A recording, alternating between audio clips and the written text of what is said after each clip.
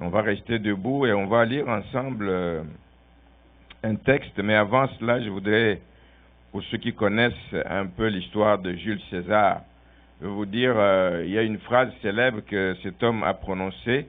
C'était un combattant, était un général à ce moment-là. Une phrase célèbre qui dit ceci en latin: Veni, vidi, vici. Je suis venu, j'ai vu et j'ai vaincu. En fait, il faisait allusion à un combat qu'il avait vaincu sans trop de problèmes. En 4 heures, il était en train d'écrire à son ami pour montrer son efficacité, comment il est efficace, comment il a travaillé fort et la rapidité avec laquelle il a conquis ce territoire dans une bataille qui n'a duré que 4 heures. C'était vraiment un exploit. Mais ce n'est pas de ça que je vais parler ce matin. Ce matin, je vais plutôt vous parler d'une autre déclaration qu'on trouve dans la Bible, d'un personnage une déclaration que moi je trouve moins élogieuse que celle de Jules César. On lit ensemble ce passage dans le livre de Josué, au chapitre 7. Josué, chapitre 7. Et je vais lire à partir du verset 19. C'est vraiment une histoire que plusieurs vous connaissez. Josué dit à Akan: Mon fils, donne gloire à l'Éternel, le Dieu d'Israël, et rends-lui hommage. Dis-moi donc ce que tu as fait, et ne me le cache pas. Akan répondit à Josué et dit: Il est vrai que j'ai péché contre l'Éternel, le Dieu d'Israël, et voici ce que j'ai fait. Verset 21. J'ai vu dans le butin un beau manteau de chinéar, 200 cycles d'argent et un lingot d'or du poids de 50 cycles. Je les ai convoités et je les ai pris. Ils sont cachés dans la terre au milieu de la tente de ma tente et l'argent est en dessous.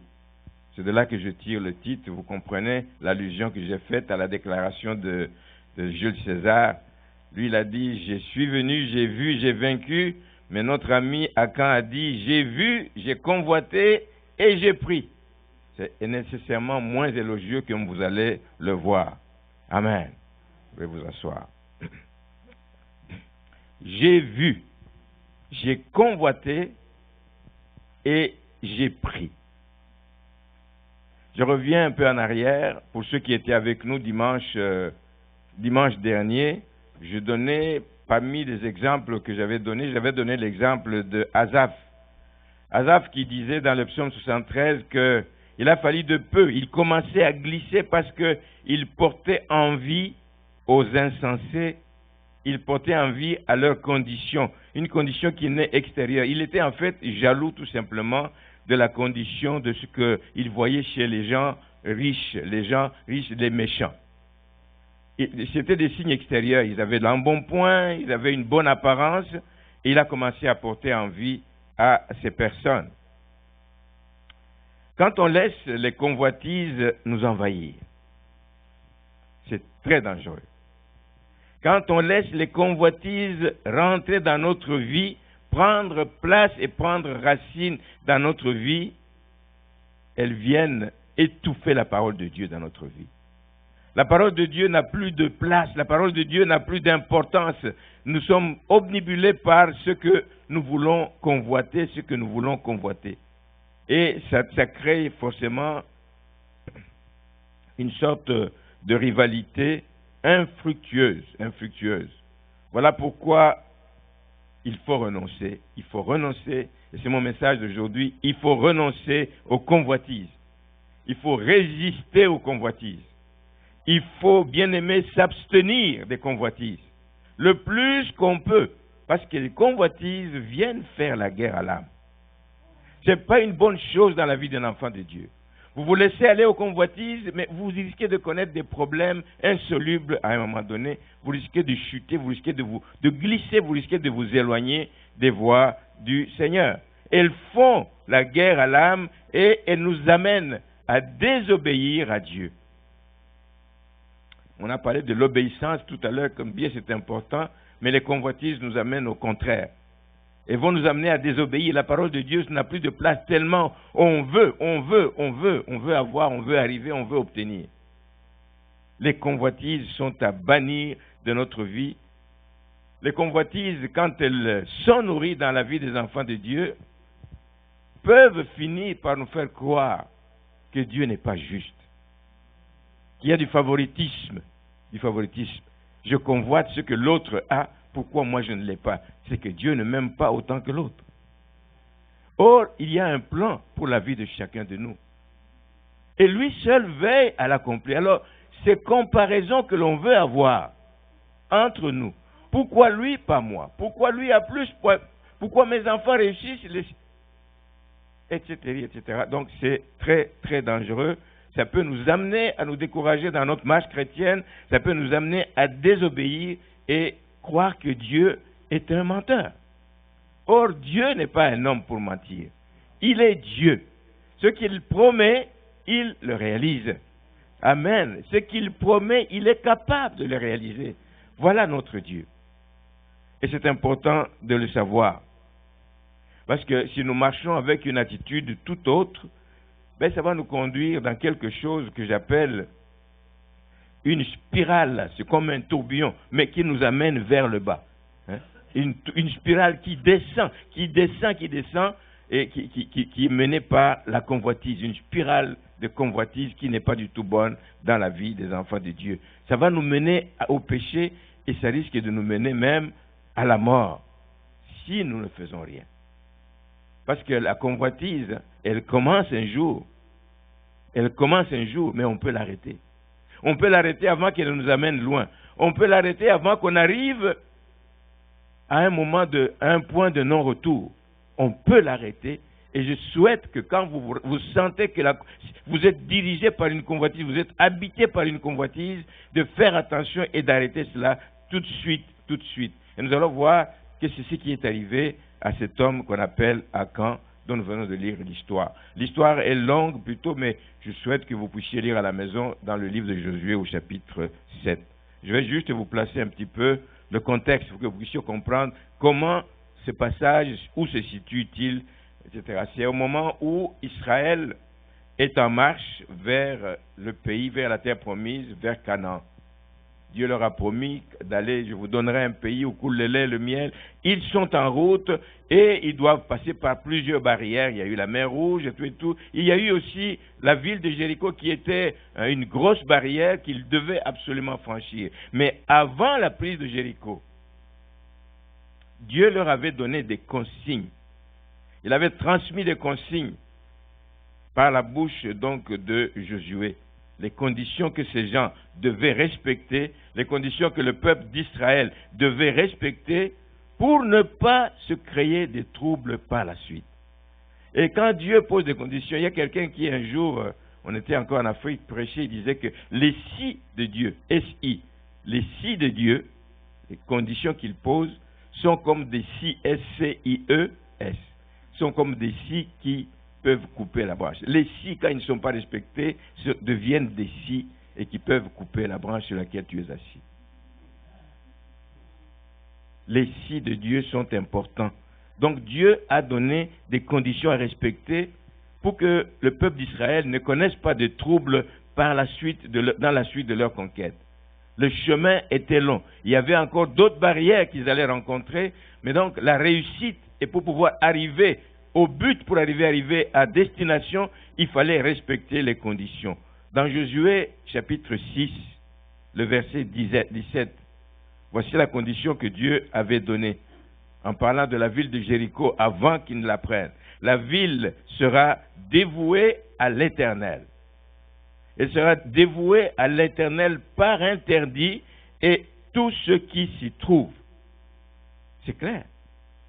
Vous prenez la ville, vous dévouez par interdit, vous détruisez tout ce qui s'y trouve, mais on laissera la vie à Rahab, la prostituée, et à tous ceux qui seront avec elle dans la maison. Pourquoi? Parce qu'elle avait posé un geste, elle avait caché les messagers qu'on avait envoyés, que nous avions envoyés. Verset 18, il dit, gardez-vous seulement de ce qui sera dévoué par interdit. Donc, tout ce qu'il y aura dans cette ville, tout ce qu'il peut y avoir comme butin dans cette ville, doit être voué par interdit, doit être détruit, car si vous preniez de ce que vous aurez dévoué par interdit, vous mettriez le camp d'Israël en interdit et vous y jeteriez le trouble. Mais il précise encore, Dieu est précis dans ce qu'il dit. Il dit de dévouer tout par interdit, mais tout l'argent et tout l'or, tous les objets d'airain et de fer seront ramenés et consacrés à l'Éternel et entreront dans le trésor de l'Éternel. Moi, j'aime Dieu parce que quand Dieu donne des instructions, il ne donne pas des instructions qui prêtent à confusion. Il donne des instructions claires. Vouer tout par interdit, c'est clair. Sauf Rahab et les gens de sa maison, sauf ses biens, l'or et l'argent, etc., tout ce qui est objet d'airain et de fer. Des instructions claires. Et comme cela se devait, vous savez comment ils ont fait le tour de la ville est tombée entre leurs mains parce que Dieu était avec eux. Dieu était avec eux, la ville est tombée. Mais lorsqu'ils ont attaqué quelque temps après, ayant vu qu'ils ont pris la ville qui était le plus gros obstacle pour eux dans leur marche, ils se sont dit, waouh, voilà, si la ville de Jéricho est tombée, on est capable d'aller plus loin. À quelques heures de marche de là, il y a une autre petite ville de moins de 12 000 habitants, on peut la prendre facilement. Mais quand même, envoyons des espions pour voir. Et les espions sont revenus avec une bonne nouvelle et disent, waouh, il n'y a que 12 000 habitants, c'est rien du tout. On n'a même pas besoin de nous d'envoyer une grosse armée, on va envoyer juste 3 ou 4 000 personnes, ça va être suffisant pour... Mais ont-ils consulté Dieu? C'est toute la question. Ont-ils consulté Dieu avant de se lancer là-dedans? Non, parce que nous voyons que cette petite ville, malgré tous leurs calculs, la petite ville leur a résisté et ils ont été vaincus et ils ont même perdu des gens. Il y a eu 36 personnes qui sont mortes dans le camp d'Israël. Eux qui pensaient qu'ils allaient la prendre comme ça, mais ils ont perdu des gens et ils étaient choqués. Josué et tous les anciens furent choqués. Et c'est à ce moment-là qu'ils ont dit, mais il faut qu'on consulte l'Éternel. On fait des choses après coup. On fait des choses après coup. Après qu'on ait subi des coups, alors là, à ce moment-là, on va consulter l'Éternel. Il dit ceci dans le livre de Josué au chapitre 7. Josué dit, « Ah, Seigneur éternel, pourquoi as-tu fait passer le Jourdain à ce peuple pour nous livrer entre les mains des Amoréens et nous faire périr? » La faute est à Dieu. Incroyable. Incroyable. C'est à lui qu'on en veut. Pourquoi? C'est comme s'ils commencent à regretter, comme quand ils étaient dans le désert, ils marchaient, ils regrettaient ce qu'ils mangeaient, les concombres d'Égypte, quand ils avaient soif. Nous allons venir mourir de soif ici. Pourquoi tu nous as fait sortir? La même chose revient. Pourquoi as-tu fait passer le Jourdain à ce peuple pour nous livrer entre les mains des Amoréens et nous faire périr? Comme si Dieu a voulu les faire périr. Oh, si nous avions su rester de l'autre côté du Jourdain. Voici l'être humain, comment il est. Tu rencontres un problème, tu ne te poses pas la question de savoir à quoi est dû ce problème. Y a-t-il une raison y a-t-il une part de responsabilité que j'ai dans ce qui m'arrive avant de s'en prendre à Dieu? Josué est quasiment en train de se lamenter. Il est quasiment en train de faire des reproches à Dieu. Pourquoi tu fais cela? Alors de grâce, dit-il, que dirais-je après qu'Israël a tourné le dos devant ses ennemis?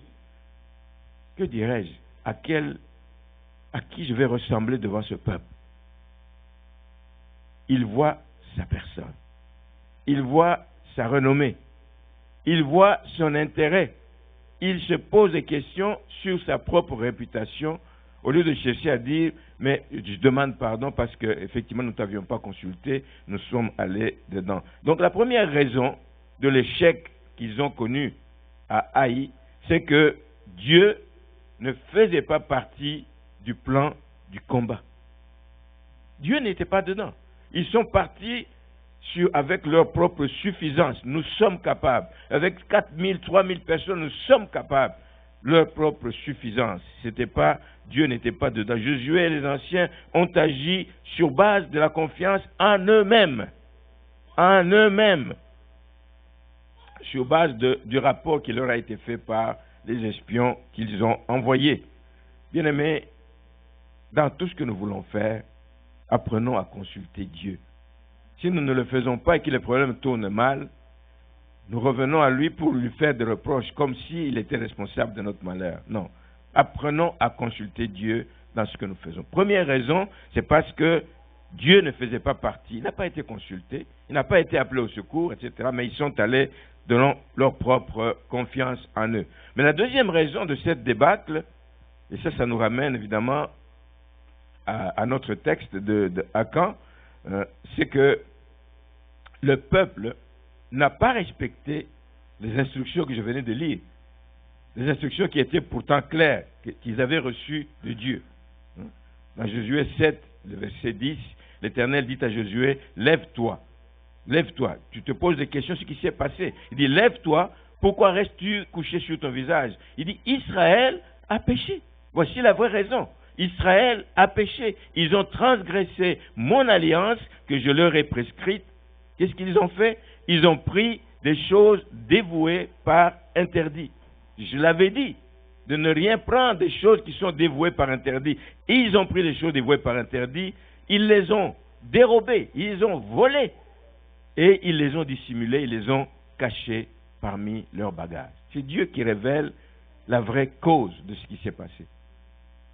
Nous étions en alliance avec eux. Voici ce que vous allez faire pour avoir le succès dans tous les combats, mais vous ne respectez pas, il y a des conséquences qui arrivent, on va y revenir tout à l'heure. Mais en parlant de convoiter, puisque c'est de ça vraiment l'objet de mon propos ce matin, écoutez ce que l'apôtre Jacques dit au chapitre 1er, le verset 13. Jacques 1,13 dit que personne, lorsqu'il est tenté, ne dise c'est Dieu qui me tente.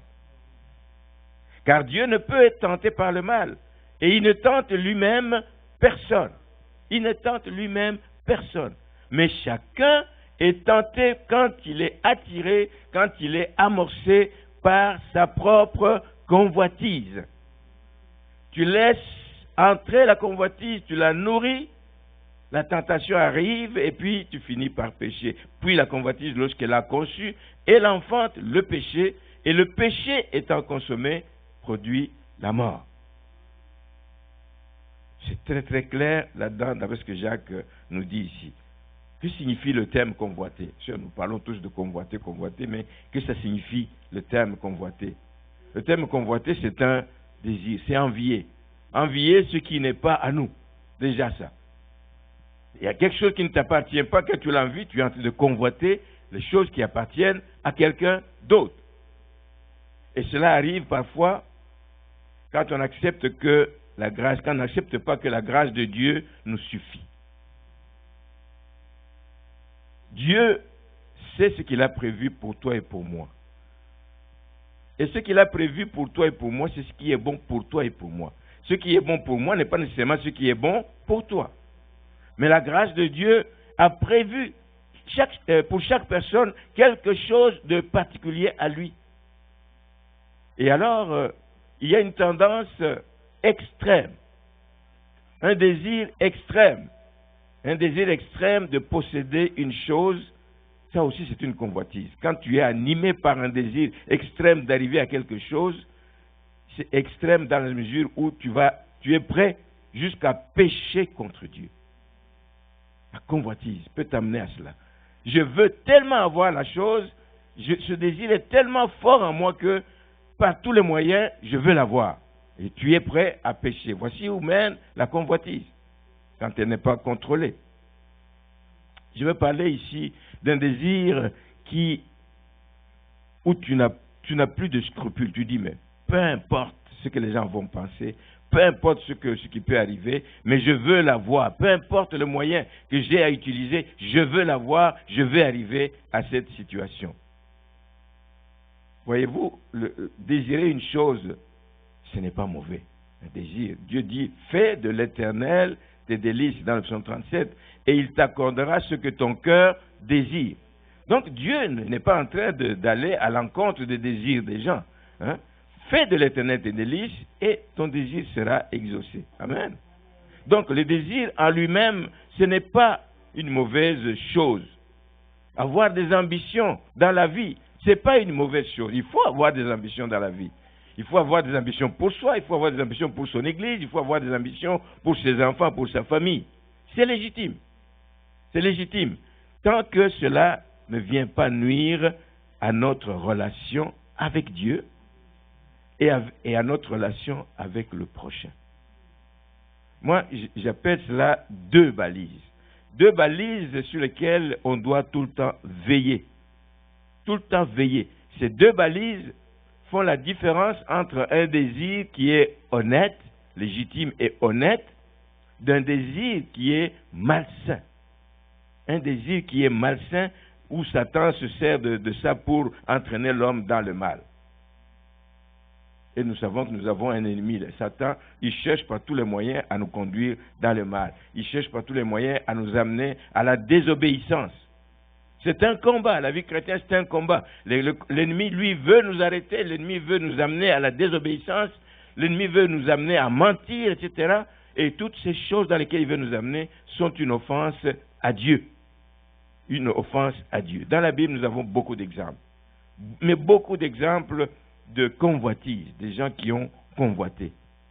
Et je vais en citer 2, 3, des exemples de gens qui ont outrepassé ces balises, qui sont allés au-delà de ce qui peut nuire à notre relation avec Dieu ou au-delà d'une relation avec notre prochain.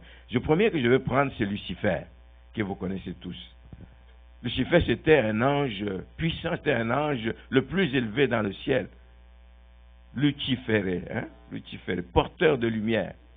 Quand nous lisons dans le livre d'Ésaïe, chapitre 14, on le décrit comme ceci, verset 12. « Te voilà tombé du ciel, astre brillant, fils de l'aurore, tu es abattu à terre, toi le vainqueur des nations. Tu disais en ton cœur, tu nourrissais en ton cœur une pensée. Tu disais en ton cœur, je monterai au ciel, j'élèverai mon trône au-dessus des étoiles de Dieu. Je m'assierai sur la montagne de l'assemblée, à l'extrémité du septentrion. Il dit, je monterai sur le sommet des nues. Et le plus grave, c'est qu'il dit, je serai semblable au Très-Haut. Tu es déjà à une position la plus élevée parmi tous les anges. Une position d'autorité, une position qui était sans doute enviée par d'autres personnes. Il dit, ah, lui, au moins, il est proche, il est si. Mais tu veux aller au-delà et tu veux t'élever, être semblable au Dieu très haut, la convoitise. Les conséquences de la convoitise, vous savez, c'est il a été précipité. Il a été précipité sur la terre parce qu'il voulait s'élever à tout prix. La convoitise est à combattre parce qu'il y a des conséquences fâcheuses dans la vie des enfants de Dieu. Nos premiers parents, Ève, la convoitise des yeux. Évidemment, c'est l'ennemi qui vient pour alimenter cela. L'ennemi vient tenter Adam, Satan vient tenter Adam, et Ève va passer outre tout ce qu'elle a reçu comme restriction, comme instruction de la part de Dieu. Dieu les a placés dans un jardin d'Éden, vous pouvez manger de tous les fruits, sauf de ce fruit-là, la connaissance du bien et du mal. Satan dit, vous êtes sûr? Vous êtes sûr de ça? Dieu a-t-il réellement dit? Oui, je sais ce que Dieu a dit. Il a dit, mais Satan, évidemment, il profite de l'occasion et dit, mais vous savez que si vous mangez de ce fruit, mais vous allez avoir les yeux ouverts. Vous allez voir les yeux ouverts et puis vous allez être comme des dieux. Ah, ça fait naître la convoitise dans le cœur d'Ève. Ça fait naître la convoitise. Il a commencé à regarder ce fruit dans Genèse au chapitre 3. Il a regardé ce fruit avec un autre regard. C'est en train de nourrir de nouvelles intentions malveillantes, etc. Et elle a même entraîné son mari à pécher. Elle a péché contre Dieu. Elle a entraîné le péché dans le genre humain. Nous sommes victimes de leurs agissements au début à cause de la convoitise des yeux. À cause de la convoitise des yeux. Nous avons David dont vous connaissez l'histoire. David qui a succombé aussi à la convoitise des yeux et qui a commis l'adultère avec Bathsheba. Vous connaissez l'histoire, on ne va pas revenir, c'est dans le livre de Samuel, on en parle dans 2 Samuel au chapitre 11. Je ne vais pas lire tous ces textes, il y en a beaucoup. Il a commis l'adultère avec la femme d'Uri. C'était une femme mariée. Il le savait. Il le savait. Et il s'est trouvé dans une position où sans l'avoir cherché, il a vu cette pauvre dame en train de prendre son bain. Vous savez, il y a des choses que tu peux voir, hein, que tu n'aimerais pas voir. Quand tu les vois, tu détournes ton regard tout simplement. Tu sais que si je continue à fixer mes regards sur la chose ici, je risque d'aller plus loin, je risque de tomber. Mais lui, il a gardé son regard fixé là-dessus, des idées lui sont venues, il a fait chercher la femme et il est passé donc à commettre son forfait. Non seulement qu'il a fait du mal à l'autre, la Bible nous dit que d'aimer Dieu en premier, mais d'aimer son prochain comme soi-même. Quand tu aimes ton prochain, tu ne vas pas lui vouloir le faire le mal comme ça. Donc, aller commettre l'adultère avec la femme d'autrui. Mais il a commis l'adultère, mais en plus, il n'y a pas un péché sans l'autre, un péché en entraîne toujours un autre. En plus, il a commis un assassinat. Quand ils ont découvert que la femme était enceinte, il dit, maï, cet homme, qu'est-ce qui va se passer? Il a essayé de tout faire, mais ce n'était pas possible. Il dit, mais la seule façon d'échapper à tout ce problème, c'est de trouver le moyen de faire tuer Uri. Il savait que c'était la femme de son prochain. Il le savait. Mais il avait entretenu ce mauvais désir qui allait à l'encontre d'un des commandements de Dieu, le 10e commandement de Dieu. Je vais en parler tout à l'heure. Je vais parler aussi du roi Akab. Il y a beaucoup d'exemples, comme je dis. Le roi Akab qui habitait à côté des possessions de Naboth, donc les terres de Naboth, la vigne de Naboth. La vigne de Naboth était à côté de la résidence royale et lui, il voyait toujours son jardin et il voulait étendre son jardin. Mais pour étendre son jardin, il fallait qu'il puisse racheter le terrain qui était donc qui appartenait à la famille de Naboth. On peut lire ça dans 1 Roi, le chapitre 21, tout est détaillé là-dedans. L'histoire de Akab versus Naboth, c'est vraiment un cas classique qui illustre donc la différence entre désirer quelque chose et convoiter. Je peux désirer, comme le roi Akab, je peux désirer que j'aimerais tellement étendre mon jardin, si je pouvais l'étendre jusque dans la partie qui appartient à Naboth, à la famille de Naboth. J'aimerais bien ça. C'est un désir. C'est un désir qui est légitime, mais il faut demander. Il faut essayer de négocier avec le propriétaire pour savoir s'il est prêt à le faire. Mais ici, pour une raison qui lui est sentimentale, qui lui est propre, Naboth ne voulait pas. Il ne voulait ni céder le terrain, ni le vendre contre argent, ni même obtenir en échange une vigne plus grande et peut-être même meilleure. Il y a des choses auxquelles on est attaché sentimentalement, c'est de la famille, ça se transmet de père en fils. Je veux que ça reste dans la famille, je ne veux pas être le premier qui vient rompre cette continuité. Et Naboth a refusé l'offre pour une raison qui lui était valable. C'est une propriété de mes ancêtres, je ne veux pas la vendre. Je ne peux ni la céder, même malgré tout ce que tu veux m'offrir, qui est meilleur. Mais regardez où le mal commence, c'est que le désir de Akab n'a pas été contrôlé. Il ne s'est pas arrêté là, il dit, écoute, je ne peux rien faire. Je peux rien faire. Il n'a pas été contrôlé et il a continué à nourrir ce désir. Je veux l'avoir pour étendre mon potager, je veux l'avoir. Et il n'a pas hésité, évidemment, à recourir à une proposition qui venait de sa femme, mais pas une bonne proposition, par exemple. Hein? La femme l'a entraîné dans quelque chose. Il fallait recourir à un stratagème, à un mensonge, prendre des vauriens, des gens de la rue quasiment, et leur dire d'aller comploter contre Naboth, de façon qu'on trouve des raisons de tuer cet homme et d'acquérir. Ça, c'est le complot qui a été fomenté par Jézabel, la femme d'Akab.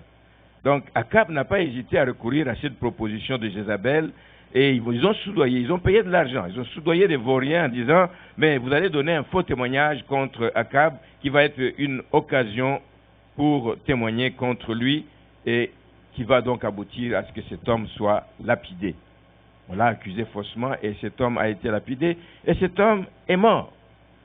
Cet homme est mort parce que simplement il voulait garder l'héritage de ses ancêtres. Cet homme est mort parce que Le roi Akab était animé par une convoitise. C'était plus fort que lui. Il a nourri ça et sa femme Jézabel l'y a aidé. Et je voudrais qu'on tire une leçon déjà à ce niveau là-bas, c'est que quand on ne sait pas mettre un frein à certains de nos désirs, les désirs sont bons, je désire avancer dans la vie, je désire, mais pas à n'importe quel prix. Il y a des freins qu'on doit pouvoir mettre à certains de nos désirs. Lorsqu'on sait que c'est des désirs qui sont contraires à la volonté de Dieu, par exemple, on doit y mettre un frein, parce que sinon ça va nous amener à pécher contre Dieu. Il y a des désirs, bien-aimés, qu'on doit arrêter. On est en train de préparer, si on ne le fait pas, c'est qu'on est en train de préparer un terrain propice à la convoitise. Continuer à nourrir des désirs, sans limite, sans fin, sans balise, etc., ça peut nous conduire à pécher contre Dieu, ça peut nous conduire à la convoitise. Et lorsque la convoitise, comme nous l'avons lu tout à l'heure, lorsque la convoitise est nourrie, elle va enfanter le péché, et le péché va mener à terme à la mort. C'est indéniable cela. Voilà pourquoi Dieu nous commande de ne pas convoiter. Dans les commandements de Dieu, dans Exode chapitre 20, au verset 17, il est dit « Tu ne convoiteras point la maison de ton Dieu. » Dieu savait jusqu'où ça peut mener. Tu ne convoiteras point la maison de ton prochain.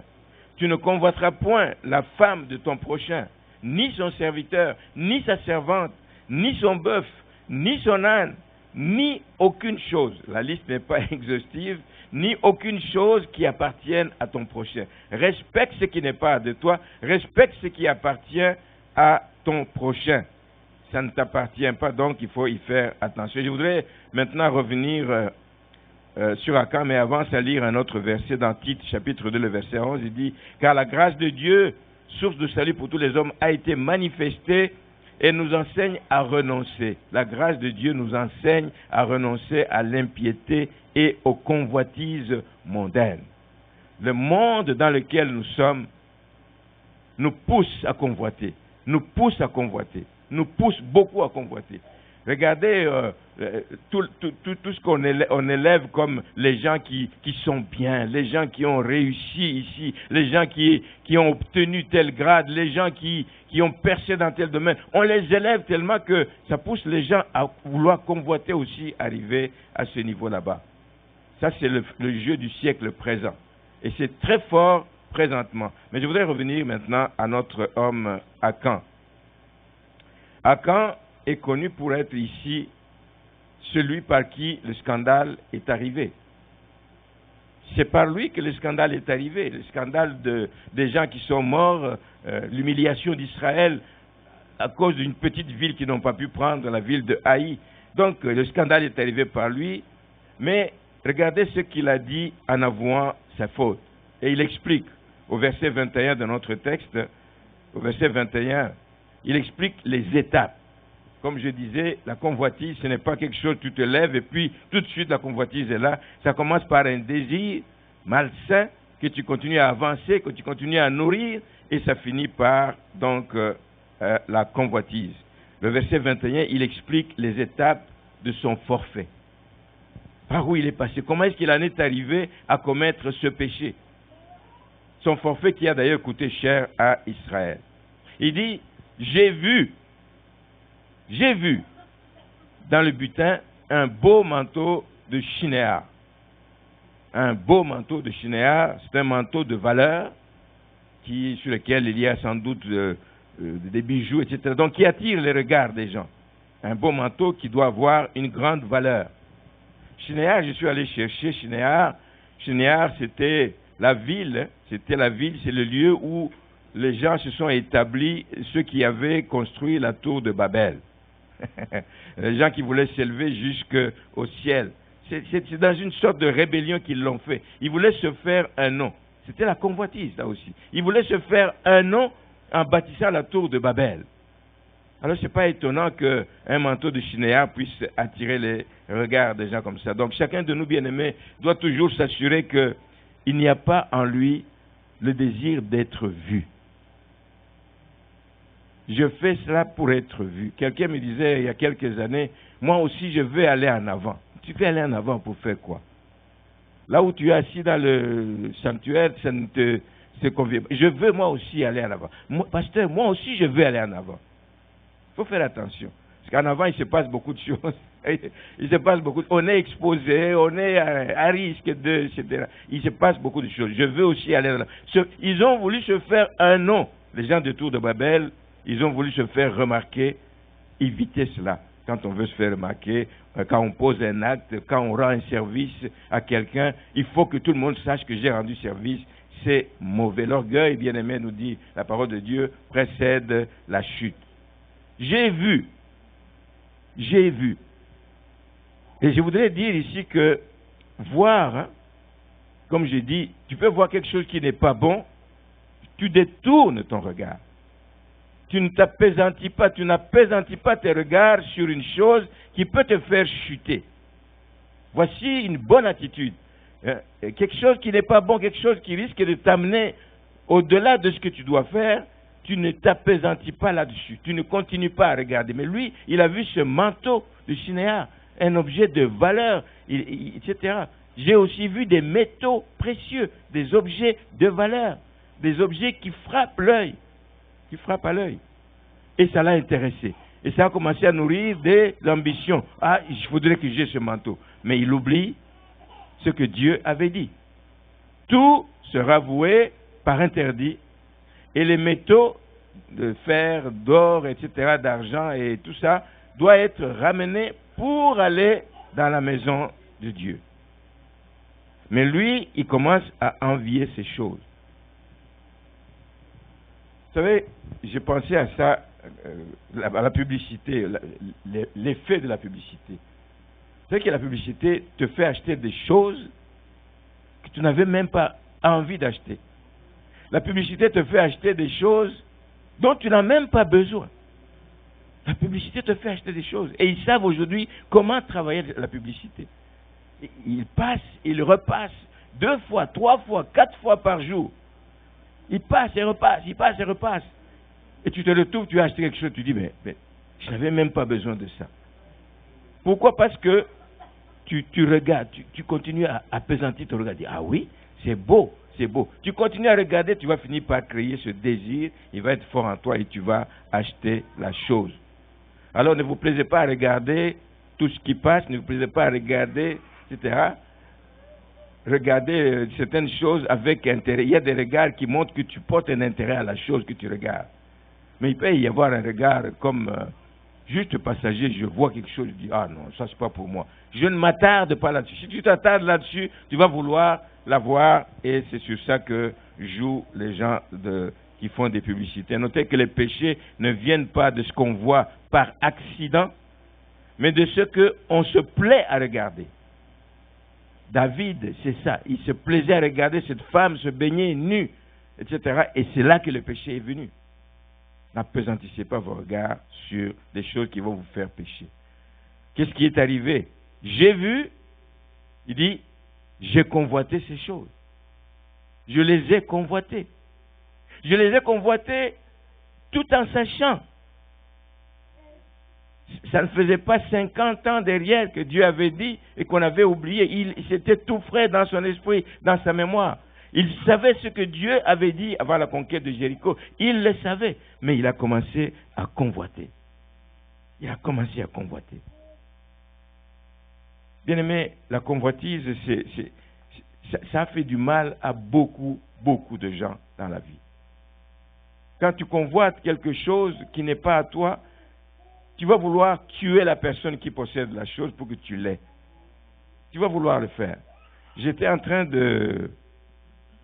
d'écouter, ça fait quelques jours, il y a une sorte de lutte ou de combat qui se passe entre deux grands musiciens, je mets en parenthèse, chrétiens, 2 grands musiciens qui drainent des foules pour être vus. Pour être vus. On se demande toujours si c'est pour la gloire de Dieu. Oh, moi, quand je vais, je remplis les stades. Un autre, moi, quand je vais, je remplis les stades. On va voir qui. Comparaison. Ça crée des convoitises. Lui, il l'a fait. Moi, je vais faire plus que lui. Convoitise. convoitise. Et j'ai appris dernièrement qu'il s'est produit des morts, je ne sais pas combien de morts, beaucoup de morts, dans un spectacle parce qu'il voulait faire le plein. Il voulait faire mieux que l'autre qui était beaucoup plus en vue dans le pays. Et il y a eu des morts à cause de ça. Voici ce que ça amène, la convoitise. Hein. Vous cherchez à vous comparer à un autre, vous cherchez à voir si Dieu a donné le succès à lui. C'est un peu comme l'histoire de la parabole des talents. Dieu donne à deux à celui-ci, Dieu donne 5 à l'autre. Mais chacun multiplie ce qu'il a et Dieu se réjouit de ce que l'un et l'autre ont fait. Il n'a pas dit, lui m'en a ramené 10 et toi tu n'as ramené que 2. Non, il a dit, je t'ai donné 2, tu as ramené 2 autres, bons et fidèles serviteurs. Mais quand tu commences à dire, ben, lui il en a amené 10, bon moi à partir de 2 je vais aussi en amener 10 ou 12. Tu vas faire des dégâts. Tu vas utiliser des moyens qui ne sont pas en ta possession. Tu vas utiliser des moyens qui n'honorent pas Dieu pour arriver au but. Et regarde, c'est ce qui est arrivé avec ces 2 musiciens. Je ne sais pas où il va mettre la tête aujourd'hui avec tout cet tas de morts là. C'est terrible. La publicité et tout ce qui s'ensuit. Je les ai convoités. Il y a un homme aussi qui a convoité. Saül. Saül a convoité dans 1 Samuel chapitre 15. Dit d'aller frapper les ennemis d'Israël. Va, tu vas les frapper et tu vas vouer tout par interdit. Maintenant, il a trouvé le moyen de sauvegarder le roi et de garder des bœufs et dit, mais sous prétexte que c'est pour offrir un sacrifice à Dieu.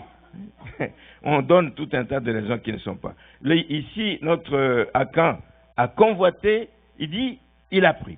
C'est ce qui devait arriver. Tu ne convoites pas seulement, tu convoites parce que tu désires ardemment et il a pris ses biens, imaginant que personne ne le voyait, que personne ne le savait, mais oubliant que Dieu voit tout. Dieu connaît tout.